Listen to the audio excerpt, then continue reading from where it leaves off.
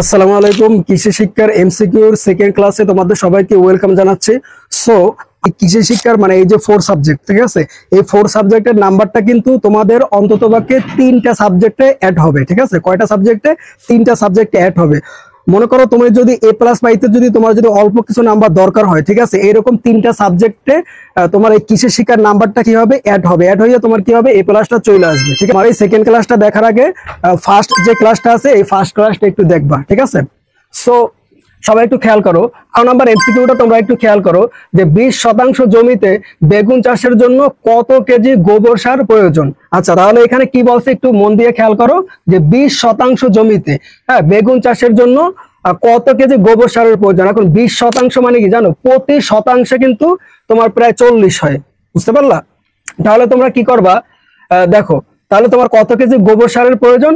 800 KG. ঠিক আছে, এখন এইখানে 20-এর জায়গায় 10 থাকতে পারতো, এখানে 10 থাকতে পারতো, অথবা 9 থাকতে পারতো, 30 থাকতে পারতো, যেটাই হোক। ঠিক আছে, এরকম যদি থাকে তাহলে তোমরা কি করবা জানো? এরকম যদি থাকে তাহলে তোমরা কি করবা? এই যে 20 থাকুক 10 থাকুক যাই থাকুক, ধরো এখানে 20 আছে, ঠিক আছে, তাহলে এই 20 রে তুমি 40 দ্বারা গুণ দাও। 20 রে যদি 40 দ্বারা গুণ দাও তাহলে তোমার কত আসে? 800 আসে। বুঝতে পারছো? আর তোমার এখানে যদি 10 থাকে তাহলে তুমি এই 10 রে 40 দ্বারা গুণ দাও। মোট কথা হলো যেটাই থাকুক প্রতি শতাংশে কত হয়? তোমার 40 হয়। তাহলে এই 40 দ্বারা তোমার গুণ দিতে হবে। গুণ দিলেই তোমার অ্যান্সারটা বের হয়ে আসবে। ঠিক আছে, আশা করি এইটা সবাই বুঝতে পারছো। ঠিক আছে, আচ্ছা, এরপরে দেখো 19 নাম্বারটা একটু দেখো যে মধ্যক লবণাক্ত সহিংস ফসল কোনটি? এটা হচ্ছে কি? মুগ। মুগ ডাল। আচ্ছা, 20 নাম্বারটা দেখো যে বাংলাদেশ দীর্ঘস্থায়ী খরার কবলে কত সালে ভুগছিল? মানে দীর্ঘস্থায়ী খরা চলছিল। ঠিক আছে, মানে বৃষ্টি কোনোভাবেই হচ্ছিল না। এটা কত সালে? এটা সর্বোচ্চ খরার রেকর্ডটা ছিল 1999 সাল। ঠিক আছে, 1999 সাল, এটা একটু মাথায় রেখো, 1999 সাল।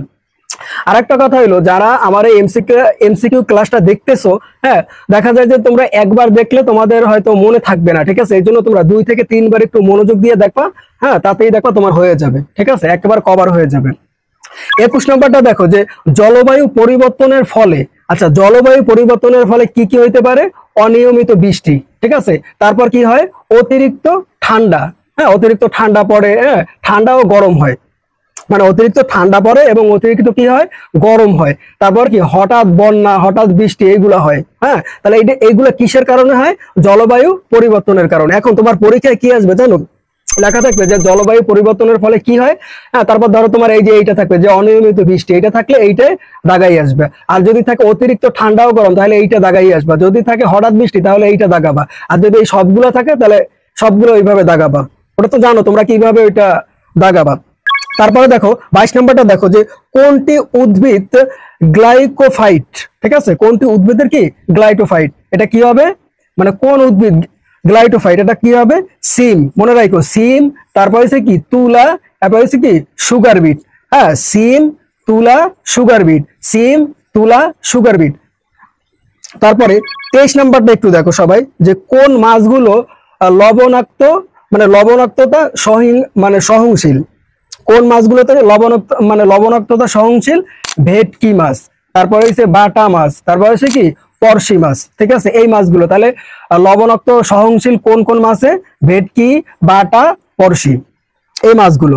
তারপরে 24 নাম্বার এমসিকিউটা সবাই একটু খেয়াল করো যে গবাদি পশু কৃমি রোগের কারণ কি? মানে এই যে গবাদি পশুর কেন কৃমি রোগে তারা আক্রান্ত হয়?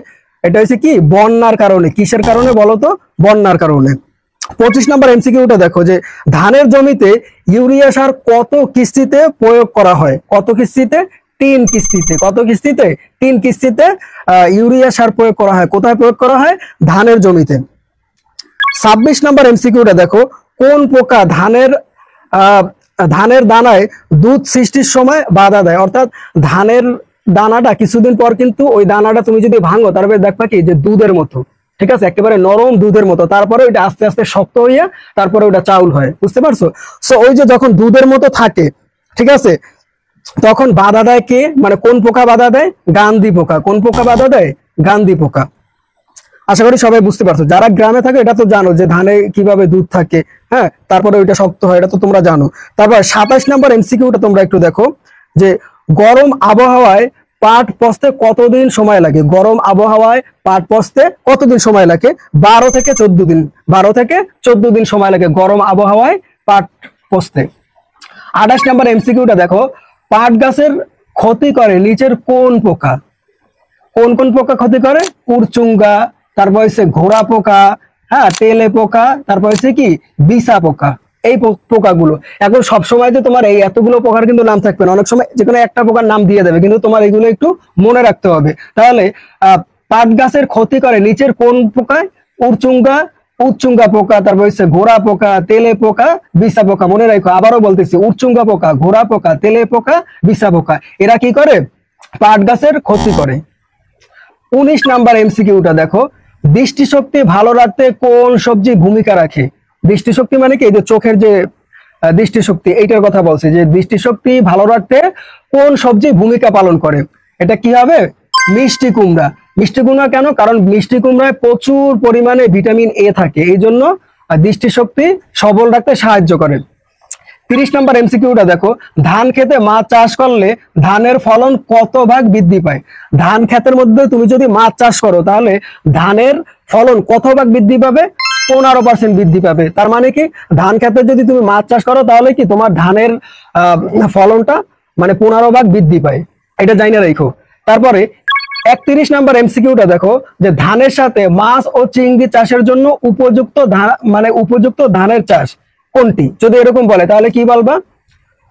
মাছ ও চিংড়ির সাথে উপযুক্ত কোন কোন ধান তুমি চাষ করতে পারবা? ধরো মাছ, হ্যাঁ, মাছ ও চিংড়ির সাথে কোন কোন ধান তোমরা চাষ করতে পারবা?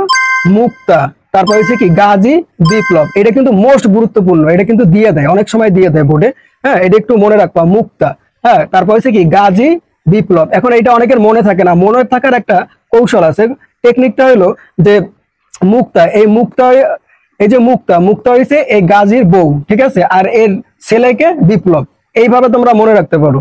তারপরে 32 নম্বর এমসিকিউটা দেখো, যে মাছের পেট ফোলা রোগের কারণ কি? মাছের কিন্তু পেট ফোলে, পেট ফোলার কারণে মাছ কিন্তু মারা যায় অনেক সময়, ঠিক আছে। তাহলে কোন কারণে মাছের পেট ফোলে এবং মাছটা মারা যায়? কোন কারণে? ব্যাকটেরিয়ার কারণে। কোন কারণে?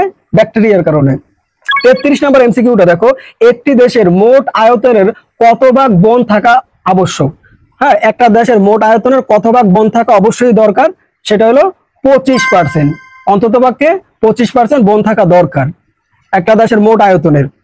তারপরে 34 নম্বর এমসিকিউটা দেখো, যে বাংলাদেশের কোথায় কোথায় ম্যানগ্রোভ রয়েছে? ম্যানগ্রোভ মানে কি? বন। ম্যানগ্রোভ মানে কি? বন। মানে বাংলাদেশের কোথায় কোথায় বন রয়েছে? চকরিয়া, তারপর হচ্ছে সুন্দরবন, বৃহত্তম খুলনা, তারপর হচ্ছে কি টেকনাফ উপকূল, এই সব জায়গায়। তাহলে আমি আবারও বলতেছি যে বাংলাদেশের কোথায় কোথায় ম্যানগ্রোভ, ম্যানগ্রোভ মানে কি? বন রয়েছে। চকরিয়া, সুন্দরবন, টেকনাফ উপকূল, তারপর হচ্ছে কি বৃহত্তম খুলনা, এই সব জায়গায় রয়েছে।